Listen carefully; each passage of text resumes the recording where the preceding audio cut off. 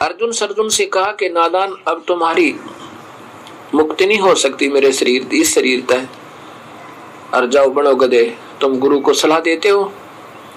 अब वो पुण्य आत्मा थी, समझदार थे, उसी समय चरणों में गिर गए, अक्षमा याचना की, बहुत रोए फूट फूट कर, प्रभु हमारे से गलती होगी। कबीर साहब कहते हैं, जब तो मैं तुम्हें भगवान नजर आऊं था, जब दुनिया के दुख दूर हुआ करते, अब क्या भगवान बदल गया? तुम्हारी बुद्धि मलिन होगी, किसी ने तुम्हारा अंतःकरण खराब कर दिया। अब जैसे शीशा होता, मिरर जो दर्पण, उसमें हमारा अगर वो ठीक है ना दर्पण, तो हमारा चेहरा ज्यों का त्यों दिखेगा जैसा है, और यदि उसमें कुछ मलिनता आ जावे, अंदर नीचे से उसका कुछ खराबी आ जावे, तो ये मुख जो है टेढ़ा मेढ़ा दिखाई दिया करे। मुख वैसा ही है, लेकिन वो दर्पण खराब हो गया। ऐसे ही जब अंतःकरण जीव का मलिन हो जाता है, उसको वो परमात्मा तो संत भी बुरे लगा करें। तो अब तुम्हारी मुक्ति इस शरीर से यूं नहीं हो सकती, क्योंकि तुमने अब वो भाव बन नहीं सकता जो पहले श्रद्धा थी। अब दोनों बहुत रोए, फूट फूट कर रोए प्रभु, क्योंकि उनको याद आ गया कि सत्संग में सुना करते कि ना जाने ये मनुष्य शरीर फिर प्राप्त हो ना हो, कब होए, और फिर पूरे संत मिले ना मिले, या सत भक्ति मिले ना मिले, इस सब बातों का विचार करके बहुत रोए, बहुत रोए, रुदन मचा दिया कि प्रभु हमारा कल्याण करो, दया करो दाता, हम पापियों पर गलती होगी दाता, हमारे जजत नहीं थी, हमें यकीन तो नहीं हो रहा था, लेकिन एक ने, दो ने, 10 ने, 100 ने यही प्रमाण दिया दाता, बुद्धिहीन जीव हमारे में कमी आई जाती है, आप तो जानी जान हो, बख्शनहार हो, दयालु हो, हमारा कल्याण करो मेरे दाता। कबीर साहब ने कहा भाई ठीक है, इस शरीर से तो तुम मुक्त नहीं हो सकते, चाहे कितनी बात बनाओ, चाहे अब मुझे तुम कुछ नहीं, वो स्थिति में नहीं जान सकते, उस लेवल में नहीं समझ सकते, और जब तक गुरु में पूरी श्रद्धा भगवान के तुल्य नहीं होगी तो जीव मुक्त नहीं हो सकता। तब कबीर साहब ने कहा भी ठीक है, कुछ वर्षों के बाद मैं फिर कहीं प्रकट होऊंगा और वहां पर अपनी कोई पुण्य आत्मा, कोई संत तैयार करूंगा, उस प्यारी आत्मा से तुम उपदेश ले लेना, फिर तुम्हारी मुक्ति हो जाएगी। और मैं दिल्ली से 30 किलोमीटर 30 मील की दूरी पर पश्चिम में कहीं भी आ सकता हूं। फिर वो कहते हैं प्रभु आप कब आओगे? कोई अभी समय लगेगा, सदियों बाद आऊंगा। सदियों बाद आओगे दाता? ए मालिक, फिर हमारा उद्धार कैसे होगा? ए परमात्मा, तब तक हमारा शरीर नहीं रहेगा। कबीर साहब ने कहा कि ये मेरी रजा होगी, तुम्हारा शरीर लगभग 200-250 वर्ष तक रहेगा। तो इस प्रकार जब वो काफी वृद्ध हो गए, उनकी आयु अर्जुन सर्जुन की उस समय 20-25 वर्ष की थी, 20-22 वर्ष की। और जब कबीर साहब ने आकर मिले उनको, यानी गरीबदास जी को मिले छुटानी में, उस समय गरीबदास जी 10 वर्ष के हो चुके थे। कबीर साहब ने मगहर में सहशरीर जाने की एक लीला की थी सन 1518 में, विक्रमी संवत 1575 में। और फिर गरीबदास जी का छुड़ानी में आदरणीय गरीबदास जी का जो आविर्भाव हुआ विक्रमी संवत 1774 अर्थात सन 1717 में।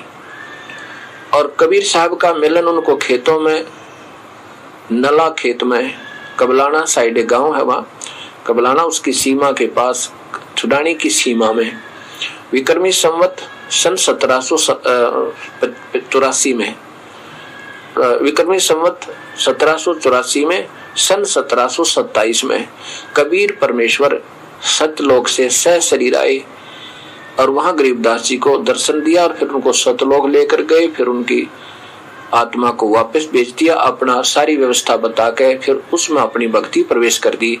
उस 10 वर्ष के जब गरीबदास जी हो चुके थे, 11 वर्ष के, तब आकर 10 वर्ष के को तो उपदेश देने का आदेश हो गया था कबीर साहब से। अब जब वो 11 वर्ष के कबीर गरीबदास जी हो गए थे, तब अर्जुन सर्जुन को स्वप्न में कबीर परमेश्वर दिखाई दिए। उसमें अर्जुन सर्जुन, यह हरियाणा के एक सोनीपत जिला है, उसमें खरखोदा एक सब तहसील है। खरखोदा से आगे, खरखोदा से पहले रोहतक के बीच में एक हमायूंपुर गांव आता, छोटा सा। उस हमायूंपुर गांव में वो अर्जुन सर्जुन आकर रहने लगे थे। उनका शरीर बहुत पुराना हो गया था, बहुत बूढ़े हो गए थे। वहाँ एक सेवक था उनका, उस सेवक को उन्होंने वहां रहने लगे थे कि यहाँ 30 किलोमीटर, अंदाजा सा 30 मील यहाँ बनता है दिल्ली से, तो यहाँ शायद प्रभु रहते हों, आएंगे कभी, इस उम्मीद में। तो जब उनको स्वप्न में दिखाई दी तो अर्जुन सर्जुन ने जाकर के गरीबदास जी से उपदेश लिया था। जब गरीबदास जी को नाम देने का आदेश कबीर साहब देकर जा चुके थे, ऐसे अर्जुन सर्जुन का उद्धार हुआ और वो बाकी 64 लाख अपना जीवन खो गए, जो प्रभु से विमुख हो गए। अब कुछ दिनों के बाद क्या होता है, एक नादान स्कीम बनाई इन अनजान नकली संतों और महंतों ने, इन नकली गुरुओं ने, कि तुम्हारी तो बात अब दाल गल नहीं रही है। और काफी लोग जो है कबीर साहब की महिमा मानते हैं, और अब इसका कैसे यहाँ से छुटकारा करें, कैसे अपनी जान बचाएं। ये मरता भी नहीं, क्योंकि शेख तकी ने स्वयं गुंडे ले जाके और कबीर साहब के कुटिया में कत्ल करवा दिया, कबीर साहब का टुकड़े टुकड़े करवा दिया। ऐसे अलग अलग शरीर दिखे और खुश हो गया रात्रि के समय, अब मर गया। जब वो अपनी तरफ से कत्ल करके चलने लगे, वो गुंडे और साथ में शेख तकी, कबीर साहब खड़े हो गए और एक शरीर टुकड़े नहीं थे, और कहने लगा शेख तकी, और आ जाओ भाई बच्चों, उन गुंडों को आ जाओ बच्चों, आओ दूध पिलाते हैं, ऐसे क्यों जा रहे हो। अब देखा कि वो आदमी हमने काट दिया था व्यक्ति, और अब जीवित हो गया। सबका पसीने आ गए, उन गुंडों का तो बुखार चढ़ गया, वो बदमाश जो लेकर गया था। कैया की टट्टी पेशाब निकल गई और भाग गए। 3-4 दिन तक बुखार नहीं उतरा उन बड़ी आत्माओं को, जिनको वो नीच निकम्मा शेख तकी बड़ो बढ़ा के ले गया था। तब कबीर साहब स्वयं गए उनके घर पर और कहा, बेटा मैं ना तो कोई प्रेत हूँ, ना मैं भूत हूँ, और मुझे कोई नहीं मार सकता, मैं पूर्ण परमात्मा हूँ। अपने कृपा से उनका बुखार उतारा और उनको सांत्वना दी। किसी ने कम्मे गेला मत लगो भाई, ये तो आप पाप का भागी और तुम्हें और दोषी बना रहा है। वो कहने लगे, भगवान आज के बाद हम इसके साथ कभी नहीं जाएंगे। ऐसी ऐसी सब क्रियाएं उनकी फेल हो ली थी। तब ये स्कीम बनाई कि ऐसी ऐसी कहानी कर दें कि ये भाग जाए यहाँ तक। ये सोचकर सभी हिंदू और मुसलमानों के वो नकली गुरुओं ने, अधूरे संतों और महंतों ने एक स्कीम बनाई। क्या बनाई कि एक झूठी चिट्ठी डाल दो कि कबीर भंडारा करेगा, कबीर साहब जो है भंडारा करेगा।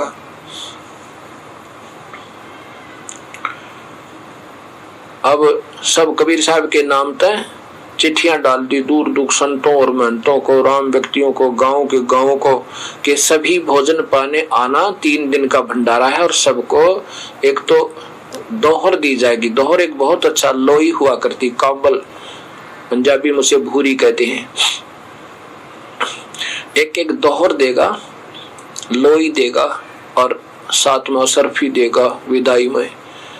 अब ये मेरे जैसे लालची संत जिन्हें यूं पता लग जाएगा 10 रुपए मिलेंगे वहां विदाई के, हर साथ में कंबल मिलेगा, कति टूट टूट को सब इकट्ठे हो गए। 18 लाख व्यक्ति, 18 लाख व्यक्ति वहां पर उस निश्चित दिन को पहुंच गए। सुबह सुबह, कुछ शाम ना दिए, कुछ सुबह।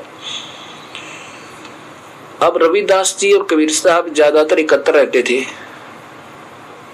जब रविदास जी अपने घर से बाहर घूमने के लिए, निपटने के लिए जाता है, जंगल पानी जाता है, तो रास्ते में देखा, जहां देखा वहां तक संत, साधु, भक्त बहुत ज्यादा आए हुए।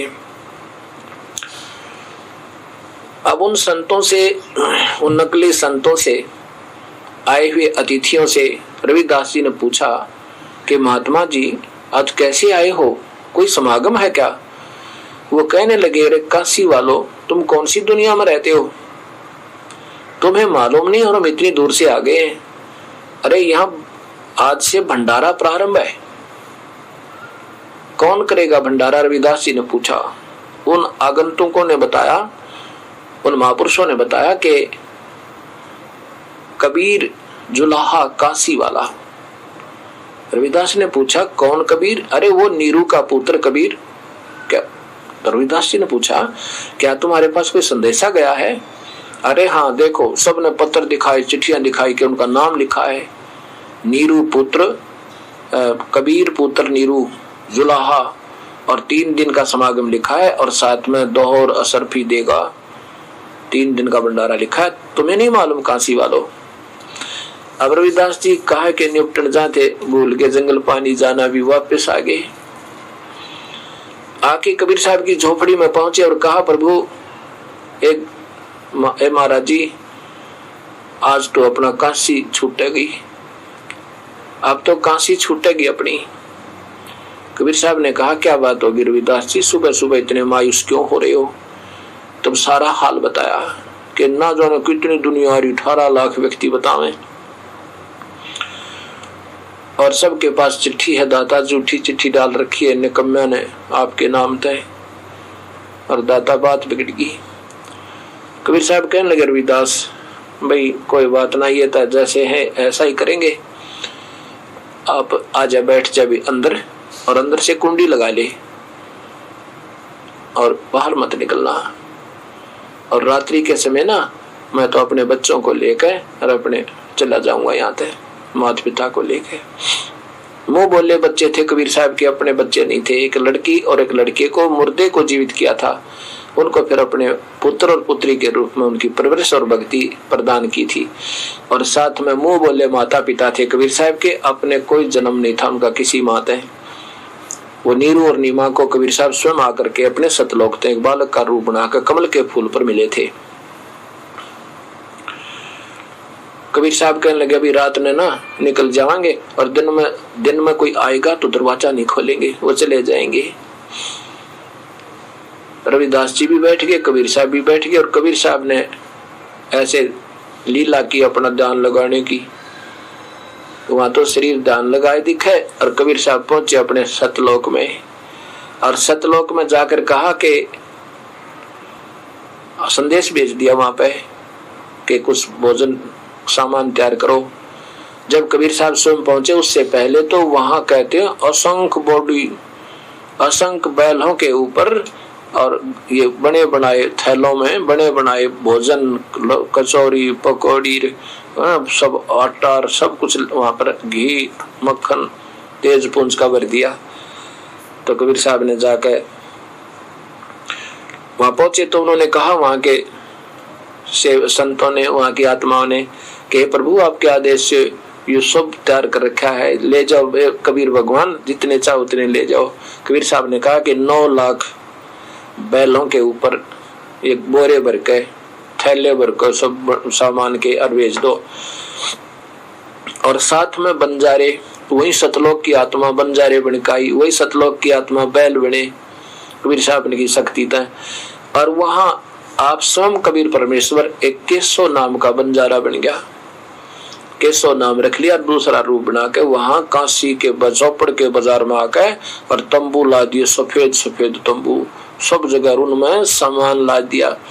पाड़ की पाड़ पड़ी है ना, वो ऊंचे ऊंचे ढेर के ढेर, पूरियों के, कचौड़ियों के, फिर माठ के माठ भरे सब्जियों के, खीर के, हलवे के, बर्फी, लड्डू, जलेबी, क्या बात कही।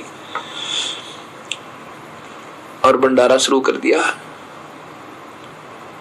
और उधर कबीर साहब अपनी झोपड़ी में रविदास जी के साथ बैठे हैं, अंदर से कुंडी लाके।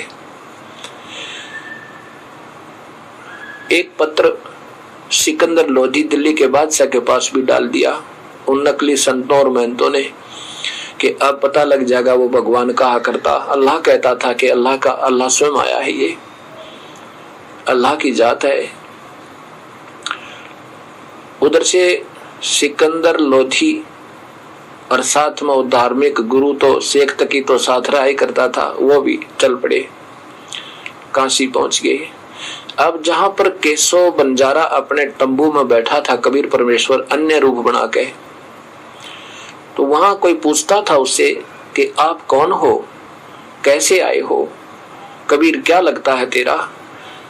तो वो केशव बंजारा कहता है कि मेरा कबीर साहब, मेरा केशव नाम है, मैं एक बंजारा हूं और कबीर साहब मेरे पगड़ी बदल आ रहे दोस्त हैं। उन्होंने मेरे पास पत्र भेजा था कि आप कुछ सामान लेते आइएगा, एक छोटा सा भंडारा करना है। अब ये सुने कि जहां पर 18 लाख व्यक्ति भोजन पा रहे हो और उसको तो ये छोटा सा भंडारा कह रहे हैं, ये परमात्मा। अब शेख तकी का तो ने देखा ना कि वहां पे भंडारा जोर शोर तो चल रहा है, बड़े प्यार थे और जय जयकार हो रही कबीर परमेश्वर की। जो खावे अमृत सतलोक के भोजन में न्यारा आनंद आवे, उस अमृत से बने हुए अमृत जैसे भोजन से, और जो कहे ऐसा भंडारा हमने जिंदगी में कभी नहीं खाया था। और जय हो उस कबीर की, कौन है वो कबीर ऐसा, उसके दर्शन तो हो जाए। वैसे भंडारा दिया और सबको असरफी और दोहर दे करके वो केशव बंजारा विदा कर रहा है। अब शेख तकीक पर तो गढ़ों पानी गिर गया। वो सोच कर रहा था कि भाग गया होगा, वो काशी में नहीं मिलेगा कबीर। ये जो महिमा के भूखे संत और महंत होते हैं, न मरना मंजूर, अब भी आ जाना कबीर परमात्मा या गरीबदास जी, ये नहीं मान सकते। और तो मान जाएंगे बेचारी भोली आत्मा, जो महंत पद पे और संत पद पे, गुरु पद पे बैठ गया दूरे, वो नहीं मान्या करते। और मानना उन्हें चाहिए पहले, ताकि वो पाप के भागी ना हुए, अन्य समाज भी समझ जा। और अब तो बुद्धिजीवी हैं, समझदार भक्तात्मा हैं, सोचना चाहिए इस बात को। और यही तो कमजोरियां हमें सेधती रहती हैं। जब मालिक आता है या अपना कोई सत्य संदेश वाहक तैयार करता है, अपना कोई मेरे जैसा दास को आज्ञा देता है अपनी महिमा गाने की, उस समय यही बाधक बन जाते हैं, इन भोली आत्माओं को सत मार्ग पर नहीं आने देते। ये दोनों दोषी होते हैं। ऐसे कबीर साहब को फेल किया, ऐसे गरीबदास जी को फेल किया नादान महंतों और संतों ने, अधूरे गुरुओं ने। और नहीं तो अब से पहले जब स्वयं गरीबदास जी आए थे, सारी दुनिया सतगुरु के चरणों में होती, और कबीर साहब आए थे तो सारी दुनिया एक रस होती। लेकिन ये नकली वक्त के जो प्रभुता के भूखे जो संत होते हैं, ये इस बात ने कति बिगाड़ा करें, और ये प्रभु के दोषी होते हैं। कबीर सागर में मैंने दिखाया था आपको, 28 लाख तो नकली संत और महंत नरक में ठोक रखे, कबीर साहब ने बताया और दिखाया। वहां पर देखा कि ये ठोक रखे सारे जो वो गलत काल के दूत बने हुए थे, सब रो रहे हैं, बिलख रहे हैं, मेरे हमें अक्षमा याचना मांग रहे हैं कि हमें माफ कर दो दाता, आगे आपके संत भक्तों को हम बाधक नहीं बनेंगे। कबीर साहब बोले आगे कि आगे देखेंगे तो भोगो अपना नरक।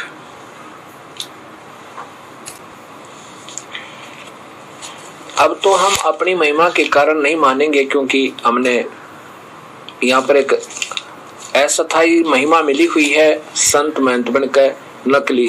और फिर देखियो क्या हाल होगा अपने साथ में। ये है कबीर सागर।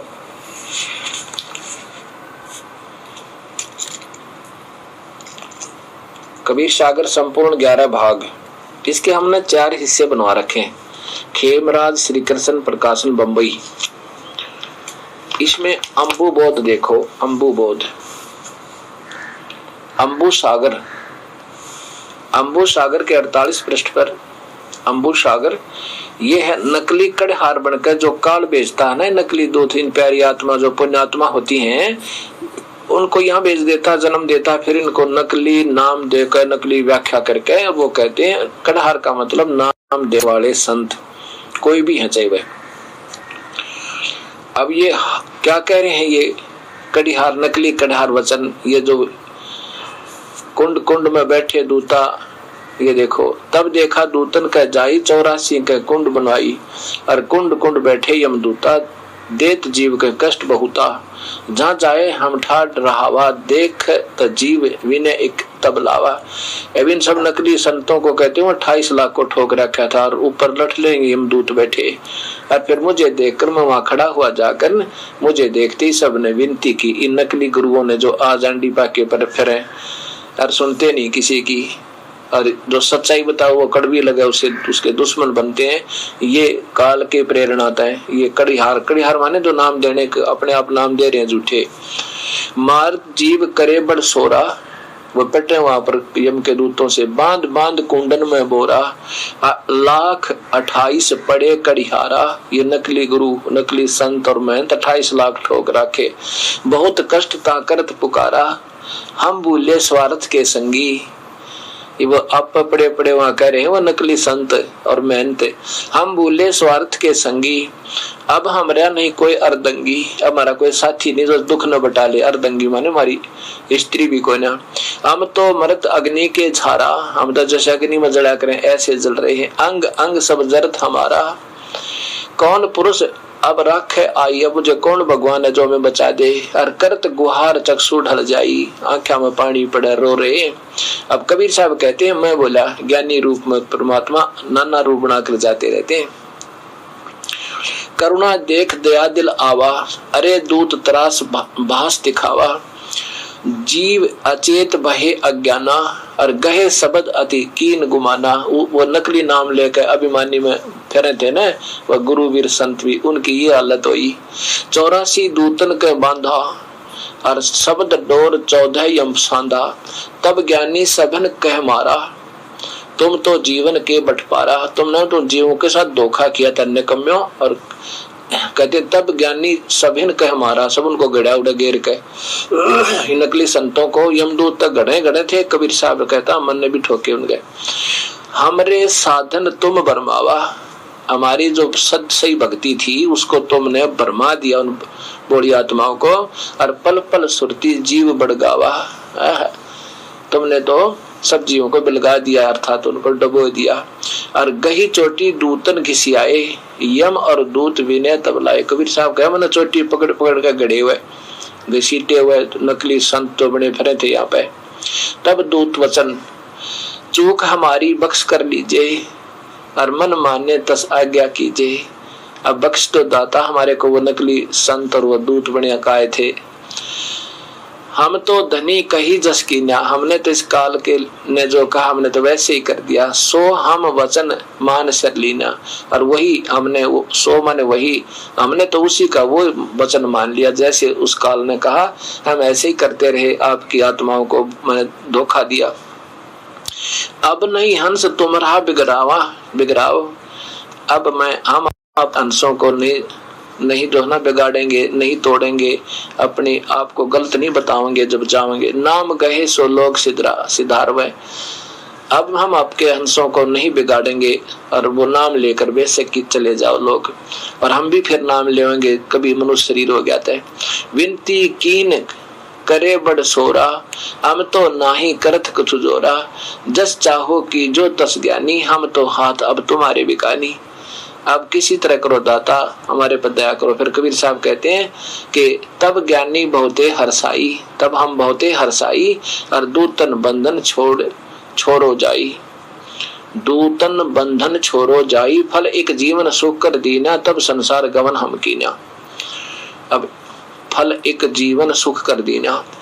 अब कहते हैं कि ये 28 लाख, ये फिर देख लो, ये नकली संत जो अधूरे ये 3 मंत्र का नाम नहीं दे पा रहे और ना उनको अधिकार है, ये अपने ये परमात्मा की वाणी गलत नहीं है। वो स्वयं फिर वहां रोते हुए कहते हैं कि मारत जीव करबड़ सोरा, बांध बांध कुंडन में बोरा, 1,28,00,000 पड़े कड़ियारा, ये नकली नाम देने वाले, और बहुत कष्ट करत पुकारा, हम भूले स्वार्थ के संगी, अब हमरे ना ही अर्दंगी, अब हमारे साथ कोई इस दुख न बाटड़िया नहीं। हम तो मृत अग्नि के झारा, अंग अंग सब जरत हमारा, कौन पुरुष अब राखे आई, करत गुहार चक्षु डल जाई। अब हाथ जोड़ कर कहें तो कबीर साहब कहते हैं आगे सावधान रहना। तो इस प्रकार भाई ये दास ने ये डर लगन लग गया अब, और यही सोचता हूं कि हो सके कोई भगवान आत्मा समझ ले इस मेरी बार बार की प्रार्थना को, स्वीकार कर ले वह, और बख्श दे इन बड़ी आत्माओं की जान जो लाखों की संख्या में इकट्ठे कर लिए, और ना वेदों का ज्ञान, ना अपने कुछ पुराणों का ज्ञान, ना अपने मधुर के शास्त्रों को भी ढंग से नहीं समझ रहे, वैसे सुनी सुनाई बातों पर लगे हुए हो।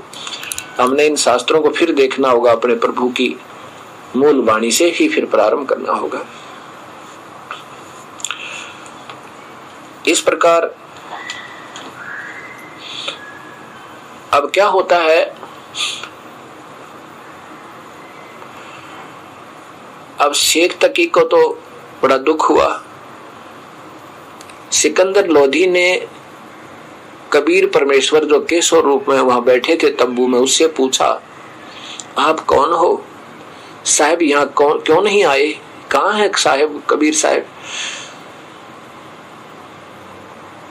केशव बंजारे रूप में प्रभु बोले कि जो उसका दास जो यहाँ बैठा है, मालिक ने दुखी होने की कोई आवश्यकता नहीं, मैं उनका पगड़ी बदलियार हूँ, वो मेरे दोस्त हैं।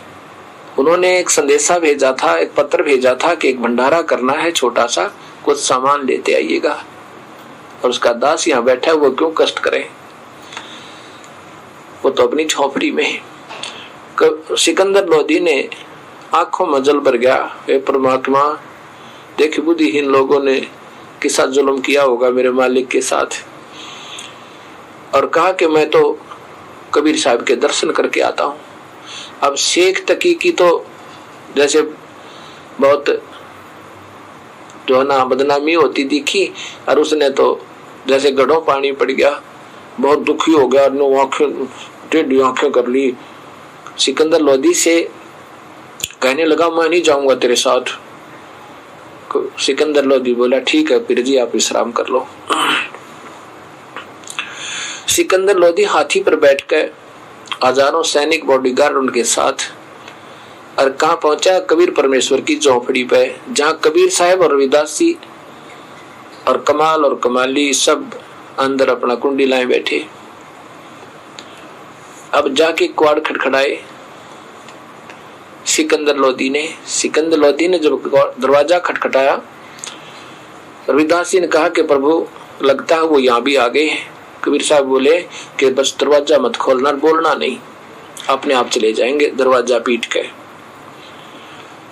दूसरी बार फिर खटखटाया और कहा, परवरदिगार दरवाजा खोलो,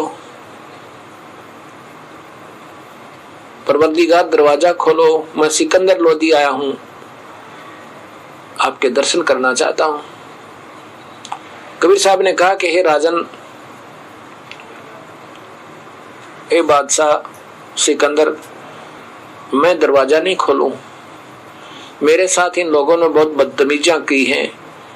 आज इन्होंने झूठी चिट्ठी डाल रखी है कि कबीर भंडारा करेगा और 18 लाख व्यक्ति आए हुए हैं, और मेरे पास तो अपने परिवार का ही भोजन मुश्किल से आहार मेरे पास उपलब्ध है,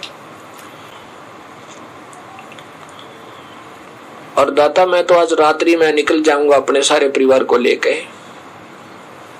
ये मुझे जीने नहीं देंगे दाता यहाँ पे। सिकंदर लोधी कहता, परवरदिगार एक बार दरवाजा खोल दो, आप मुझे नहीं बहका सकते। ए दाता, मैं तो आपसे बहुत परिचित हो चुका हूँ, देखो तो आपने कैसा रंग लगा रखा है वहां पर, और कैसा भंडारा लग रहा है दाता, एक बार दर्शन तो दे दो आपके दास को। ऐसा जब कहा सिकंदर लोधी ने, तो कबीर साहब ने कहा, रविदास दरवाजा खोल दे। दरवाजा खोलते ही सिकंदर लोधी ने दंडवत प्रणाम किया समेत मुकुट के,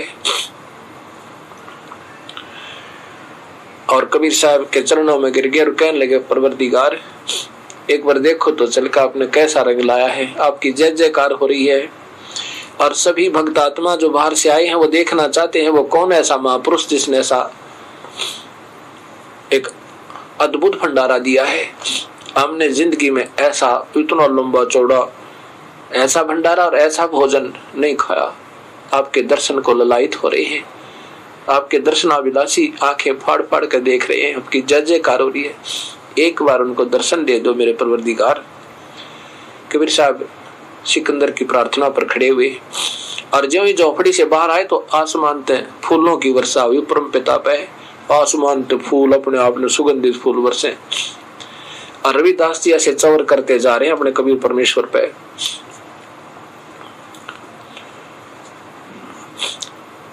तो सिकंदर लोधी ने कहा, रविदास जी मुझे दे दो ये चवर की सेवा, आप तो रोज ही करते हो, दाता के साथ रहते हो, ये दास भी कुछ लाभ उठा ले।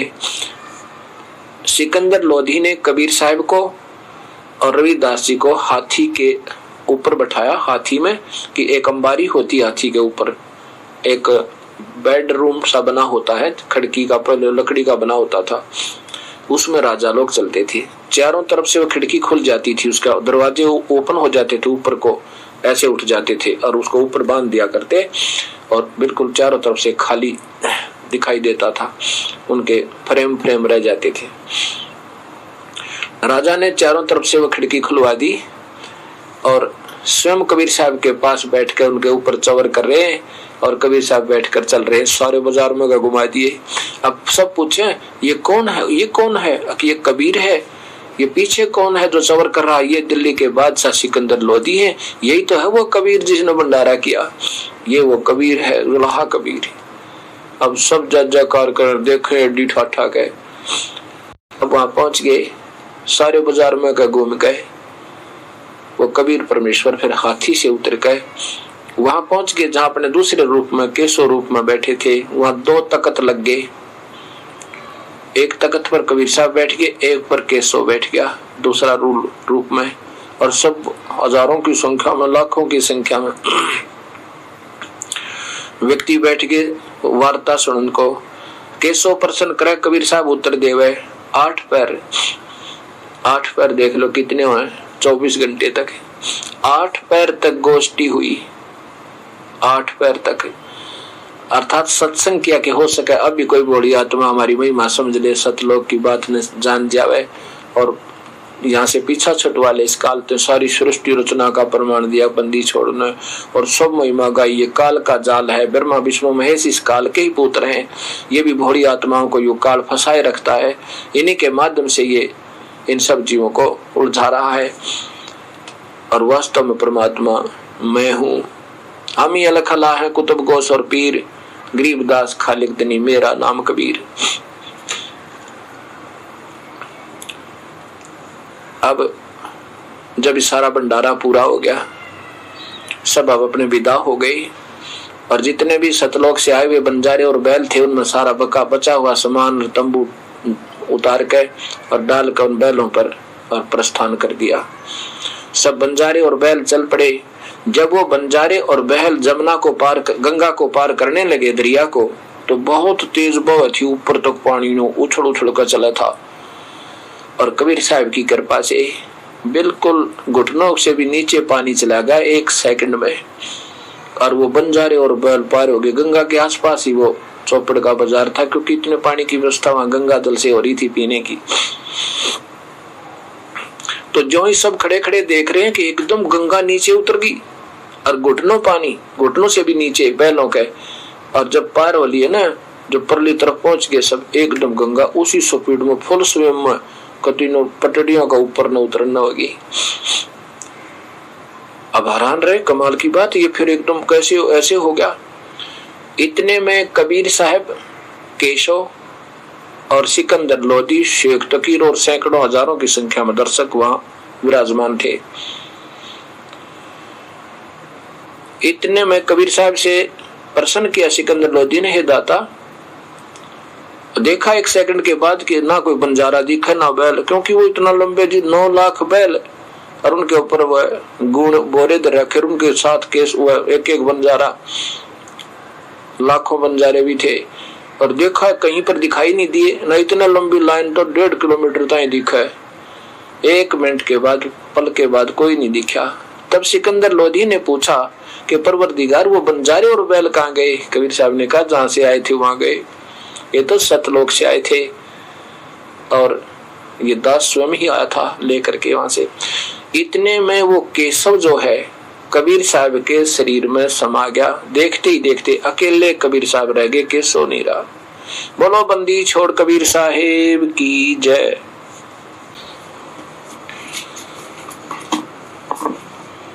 अब ये बातें सुनकर शेख तकी के फिर और ईर्षा बढ़ गई। अब गरीबदास जी कबीर साहब की प्यारी आत्मा ये बताना चाहे कि जो बुद्धिहीन नीच व्यक्ति होते हैं, जो थोड़ी सी प्रभुता पाकर और अपने मेहनताई पद पर आकर प्रभु को भी नहीं स्वीकार कर सकते। यदि प्रभु भी आ जाना उनके सामने कि मैं भगवान हूं और तुम बेटा अच्छी तरह भक्ति करो, लेकिन ये वर्तमान में या प्रभुता जीव की छूटे नहीं, और इसके छूटे बिना भगवान मिले नहीं। शेख तकी ने क्या कहा कि ऐसे ऐसे भंडारे हम 100 कर दें। क्या किया इसने? महोत्सव किया है। इस कबीर ने महोत्सव किया है। एक तो जौनार होती है, जग जौनार योग, खुशी के अवसर पर इंसान खुले दिल तो पैसे लगाकर, जैसे कई वर्ष में बच्चा हो किसी का, और फिर वो यज्ञ करता है काफी संख्या में व्यक्तियों को बुला के, और खुले दिल तो बड़े हर्ष के साथ पैसे लगाता, उसको कहते हैं जग जौनार। और कोई किसी के द्वारा कहा गया, जैसे कार्य करो, कार्य करते हैं, महोत्सव होता है जो मजबूरी में किया जावे, किसी के कहते हैं कि तुम ऐसे कर दो नहीं तो तुम्हें हानि होगी, वो महोत्सव कहलाता है। तो उसमें इंसान मनसा मार कर क्या करता है और कोई खुशी से नहीं करता। तो शेख तकी ने कहा कि इसने तो महोत्सव किया है, और जो पुण्य आत्मा थी, जो भगवान आत्मा थी, अच्छी आत्माएं थी, उच्च आत्माएं, साधु संत वृत्ति के व्यक्ति थे, वो कहते थे वे कमाल किया है, बहुत ही अच्छा भंडारा किया, ऐसा तो हमने कभी देखा ही नहीं, वे जग जौनार की है। तो गरीबदास जी कहते हैं कोई कहे जग जौनार की और कोई कहे महोत्सव, ये बड़े बड़ाई करते हैं भाई, गाली का डोछा। जो स्वयं महान होते हैं वह दूसरे की प्रशंसा कर सकते हैं यदि करने योग्य है तो, और जो स्वयं तुच्छ होते हैं, ओछे होते हैं, अधूरे होते हैं, और महिमा उनकी अनजान व्यक्तियों में ज्यादा हो जाती है, वो ओछे बताए, वो दूसरे की प्रशंसा नहीं कर सकते, वो तो गाली निकालते हैं, वो तो कहते हैं ये क्या जाने, ये तो अनपढ़ है, ये कोई संत थोड़ा ही है। कोई कहे जग जौनार करी, कोई कहे महोत्सव, बड़े बड़ाई करते हैं भाई, गाली काटे ओछा।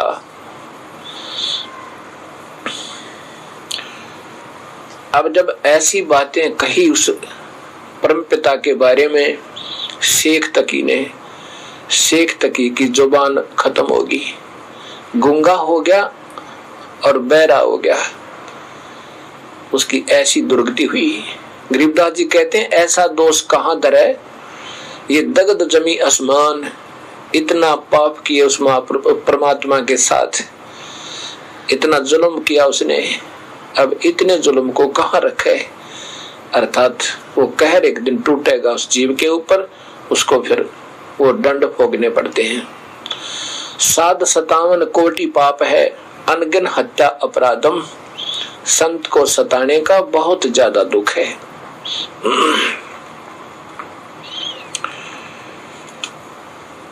कबीर साहब सच्चाई बताया करते थे, और उस समय के वर्तमान महंत और गुरुदेव उन प्यारी आत्माओं को, भोली आत्माओं को फिर गुमराह किया करते, कहते ये झूठ बोलता, क्या जाने ये गंवार, ये कबीर जुलाहा, ये कोई शास्त्र थोड़ा है जानता, हमने तो विद्याएं पढ़ी हैं, हम काशी विद्यापीठ में पढ़ कर आए हैं, कहीं नहीं लिखा पितरों को मत पूजो, कहीं नहीं लिखा भूत मत पूजो, श्राद्ध मत निकालो, कहीं नहीं लिखा कि देवी देवताओं की पूजा मत करो, झूठ बोलता है ये। और अब तो समाज सियाना है, एजुकेटेड है, हिंदी में सरलार्थ हमारे पास शास्त्र उपलब्ध है। अब देखिएगा गीता जी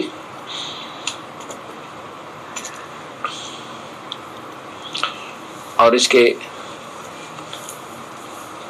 अध्याय नंबर 9 के श्लोक नंबर 25 में, उसमें लिखा कि भूत पूजने वाले भूतों को प्राप्त होंगे, अर्थात भूत बनेंगे, और पितर पूजने वाले पितरों के पास जाएंगे, अर्थात पितर बनेंगे, पितरों के पास जाएंगे तो पितर बनेंगे, भूतों को प्राप्त होंगे तो भूत बनेंगे, और देवी देवताओं के पास जाएंगे तो देवी देवता के पुजारी, देवी देवता नहीं उनके भी नौकर बनेंगे। ये देखिएगा अध्याय नंबर 9 और इधर ये श्लोक नंबर 25। देवताओं को पूजने वाले देवताओं को प्राप्त होते हैं, पितरों को पूजने वाले पितरों को अर्थात पितर बन जाते हैं, और भूतों को पूजने वाले भूतों को प्राप्त होते हैं। मेरा पूजन करने वाले भक्त मुझे ही प्राप्त होते हैं। ये तो वैसे लिखा इन्होंने, संस्कृत नहीं बनती ऐसे, हिंदी संस्कृत यान्ति माने प्राप्त होते हैं। ये लेखक की अपनी सोच है, जैसा इन्होंने कहा। अब यहाँ सीधा है कि पितर पूजने वाले पितर वो होते हैं और भूत पूजने वाले भूत होते हैं, और देवी देवताओं की पूजा मूर्ख लोग करते हैं। ये आपने अध्याय नंबर 7 के श्लोक नंबर 15 से लेकर 20 तक 24 तक आपने देखा, 23 तक।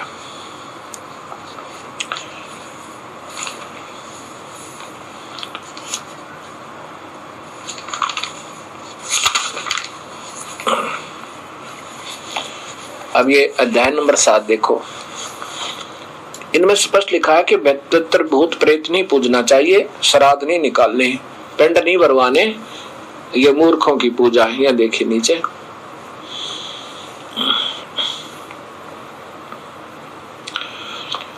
उन भोग, ये 20 नंबर श्लोक है। उन भोग, ये 12 13 से चला आ रहा, 13 14 15 और फिर उसके बाद 20 पर आ जाता है। उन भोगों की कामना जिनके द्वारा जिनका ज्ञान हरा जा चुका है, वे अपने स्वभाव से प्रेरित होकर उस नियम के आधार धारण करके अन्य देवता, इस संस्कृत भी सीधी बताती है, अन्य देवताओं की पूजा करते हैं। देव माने भगवान, अन्य देवता अन्य भगवानों की तीनों गुणों से लेकर नीचे की जो पूजा वह अन्य देवता कहलाती है। तो इसमें पूजा करते हैं, और इसमें ये लिखा कि ये जो जिसकी पूजा करता है उस बुद्धि को मैं ही वहां सेट किए रखता हूं, भगवान काल कह रहा है। पर उन मूर्खों का ये देखियो, जो काम भक्त जिस देवता के स्वरूप को श्रद्धा से पूजना चाहता है, उस भगत की श्रद्धा को उस देवता में मैं ही साथी रखता हूं। आगे देखना, वह व्यक्ति उस श्रद्धा से युक्त होकर उस देवता का पूजन करता है और उस देवता से मेरे द्वारा ही विधान किए हुए इच्छित भोगों को निसंदेह प्राप्त करता है। अब जैसे आगे आओ, यहाँ देखो, अब काल भगवान कहता है कि मैंने जैसे छोटा मोटी शक्ति इनको दे रखी देवताओं को, और ये अक्षिणिक लाभ है। अब ये 23 नंबर में देखो, अध्याय नंबर 7 का 23 नंबर है। इसमें स्पष्ट कर दिया कि परंतु उन अल्प बुद्धि वालों का यह फल नाशवान है। इन मूर्खों का वो नाशवान फल है, वो नहीं पूजने चाहिए। देवताओं को पूजने वाले देवताओं को प्राप्त होते हैं, और मेरा भक्त ये जैसे भी चाहे भजे, ये इसकी अपनी सोच है, जैसे नहीं शास्त्र अनुकूल भजे भक्ति करे, मेरा भक्त मुझे ही प्राप्त होते हैं। अब इस प्रकार ये भक्त समाज सारा ही इन अधूरे संतों ने अपने अपने अटकड़ बीच में अड़ा के, गीता में सही लिखा है लेकिन अपने सोच के आधार पर जो ज्ञान दे दिया वो अधूरा दिया। कबीर साहब ये सत्य बताया करते, परंतु इस अनजान संतों ने उनको स्वीकार नहीं होने दिया, और उसका परिणाम ये हो गया कि समाज इतना भक्तिहीन हो चुका है कि सच्चाई को स्वीकार करता ही नहीं। लेकिन अब सियाने हैं, पढ़े लिखे बहन भाई होंगे, बेटे और बेटियां होगी, अब अवश्य स्वीकार करेंगे। अब हमें थोड़ा सा डर बना रहता है कि कहीं हम इन देवताओं की पूजाओं को त्याग दें और पितर और भूतों को ना पूजें, श्राद्ध ना निकालें, कहीं हमें हानि ना कर दें। इनके पूजते पूजते परिवार विनाश हुए आपको दिखा देता हूं, बिल्कुल सर्वनाश हुआ दिखा दूं तो, और इनको त्यागने से प्रभु साथ हो जाएगा, पूर्ण परमात्मा, जो हमारे कर्मों के दंड को भी काट सकता है। फिर हानि नहीं हो सकती, ज्यादा होनी हो थोड़े में होगी। जैसे कबीर साहब कहते हैं, संत शरण में आने से आई टले बला, जय मस्तिष्क में सूली हो फिर काटे में टल जा। पूरे संत की शरण में आने से आने वाली बला टल जाती है। मृत्यु होनी हो, सूली टूटना हो, कोई सजाए मौत होनी हो, एक कांटा लग गए और उससे बच जाए तो कुछ भी नहीं रहा, वो तो बिल्कुल समाप्त हो गया समझो कर्म। एक समय की बात है कि कुछ इन नादान संतों के भ्रमित की हुई भोली आत्मा गंगा के अंदर स्नान कर रही थी और साथ में फिर अपने पितरों को जल दे रही थी, गंगा जल उठाकर, और वहीं पर ऐसे सूर्य की तरफ मुंह करके ऐसे उसको मंत्र बोल बोल कर और यूं कर रहे थे। कबीर परमेश्वर वहां पहुंच गए, उन्होंने भी अपना गंगा में प्रवेश किया और ऐसे जल को बाहर फेंकना शुरू कर दिया किनारों पे। जो वो भक्तात्मा पितरों को जल दे रहे थे, सूर्य को पानी दे रहे थे, जल दे रहे थे, उन्होंने देखा कि ये पागल क्या कर रहा है। कहने लगे, ओ जुलाहा कबीर, तू क्या कर रहा है? ये कोई क्रिया थोड़ी है, तू क्या कर रहा है? कबीर साहब ने पूछा, आप क्या कर रहे हो? कहने लगे, हम तो पितरों को जल भेज रहे हैं स्वर्ग में, सूर्य को जल दे रहे हैं और पितरों को प्राप्त होगा हम स्वर्ग में। अच्छा, पितर कहाँ है तुम्हारे? कि स्वर्ग में। अच्छा, मैं क्या कर रहा हूँ बताऊं? कहाँ बताओ? कबीर साहब से कबीर साहब ने कहा कि मैं बताऊं क्या कर, किस लिए पानी बाहर डाल रहा हूँ? उन साधकों ने पूछा, कहाँ बताओ? यहाँ मैंने अपने आंगन में एक छोटा सा बगीचा बीजा है और उसकी सिंचाई कर रहा हूँ। ऐसे करके वो हंसे, फिर कहने लगे, ओ बुद्धू, ये पानी तो सारा यही है और उतनी दूर कैसे जाएगा तेरे बगीचे में? ये तो सारा यही गिर रहा है, वहां कैसे जा सकता है? कबीर साहब ने कहा कि स्वर्ग, ये सूर्य और स्वर्ग इस पृथ्वी से लाखों किलोमीटर दूर है, लाखों कोस दूर है, और जब तुम्हारा ये पृथ्वी पर डाला हुआ जल वो स्वर्ग में पहुंच जाएगा आपके देवताओं के पितरों के पास, तो मेरा तो बगीचा आधा किलोमीटर है, वो तो अवश्य ही पूरा भरा हुआ मिलेगा। तब उनकी बुद्धि माया। कबीर साहब बोले, नादानो, एक बात सुनो, एक तरफ तो कहो तुम्हारे पितर स्वर्ग पहुंच गए, तुम्हारे पूर्वज, और फिर उनको जल भेज रहे। यदि वो स्वर्ग में पहुंच गए तो वहां जल का अभाव नहीं होगा, सीधी सी बात है, और जल का भी अभाव है तो फिर वो स्वर्ग में नहीं है। बात रही सूर्य को जल देने की। अब सूर्य तो सारी गंगा के ऊपर है, क्या तुम्हारे एक लोटे का प्यासा बैठा है क्या? ऐ नादान कहीं के, बेकार रखा तुम्हारे को इन मूर्ख संतों ने। अब ये बात उनके समझ में आ गई, क्योंकि प्रभु सामने खड़ा और सच्चाई बिल्कुल प्रत्यक्ष है। ये भोली आत्मा तो मान जाती है, पर वो गुरुजी ना मानने दे, तो उन्होंने उसी समय अपनी भूल को स्वीकार किया और नाम ले लिया, अपना कल्याण किया, करवाया। एक समय की बात है, सिकंदर लोधी बनारस गया हुआ था और वो काशी नरेश वीरदेव सिंह बघेल के वहां रुकते थे, क्योंकि दिल्ली के बादशाह बड़े राजा होते थे, महाराज और सम्राट होते थे सारे भारत के, और ये छोटे छोटे राजा बिजली खां पठान तो नवाब थे, और वीर सिंह जो है नरेश राजा थे वहां काशी के, तो राजाओं के पास रुका करते थे। वीरदेव सिंह बघेल के पास रुके हुए थे। तो कबीर साहब और रविदास जी शाम के समय वहां वीर सिंह के मकान पर पहुंच गए। वहां सिकंदर लोधी भी विद्यमान था और साथ में शेख तकी।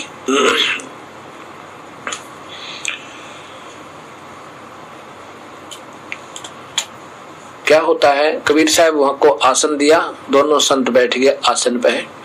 थोड़ी सी देर के बाद कबीर साहब ने अपने पैर पे एक जल का लोटा जो साथ रखा था, अपने पैर पर वो पानी डालने लग गए।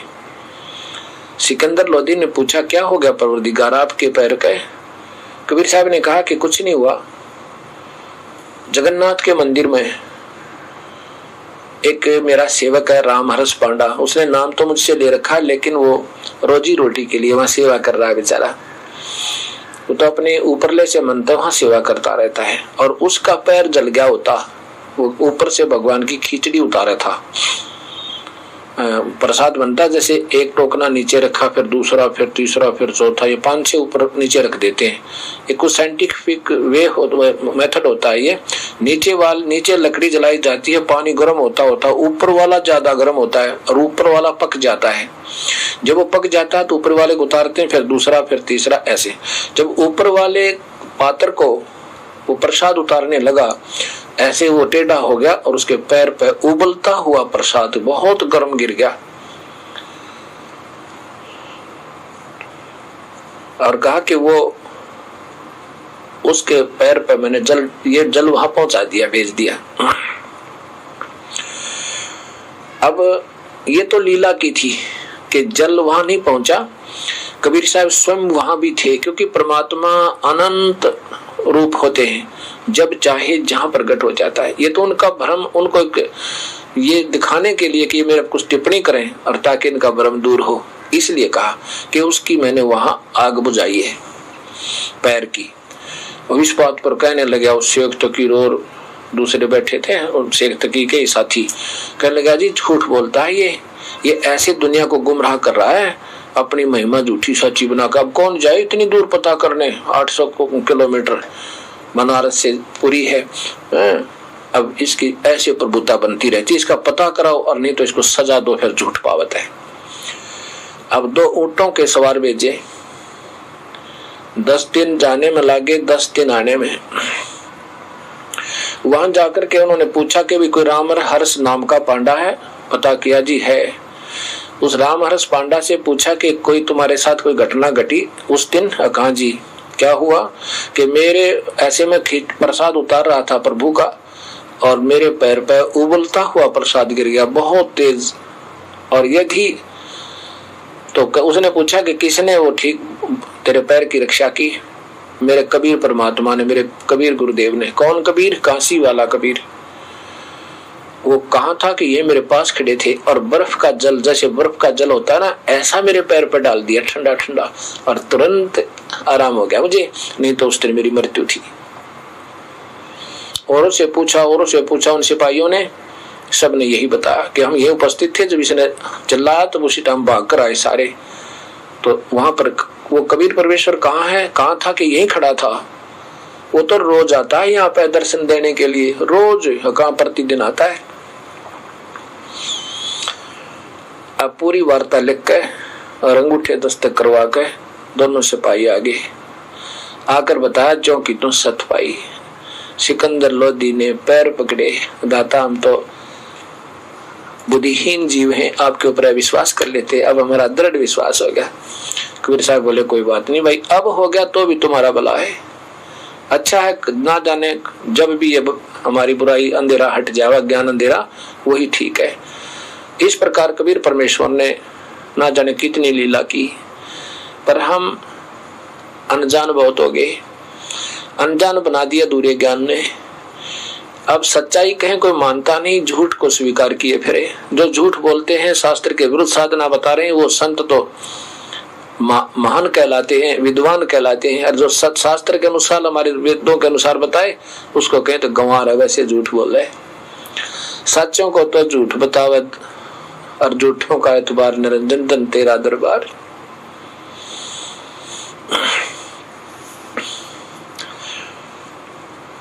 एक समय की बात है,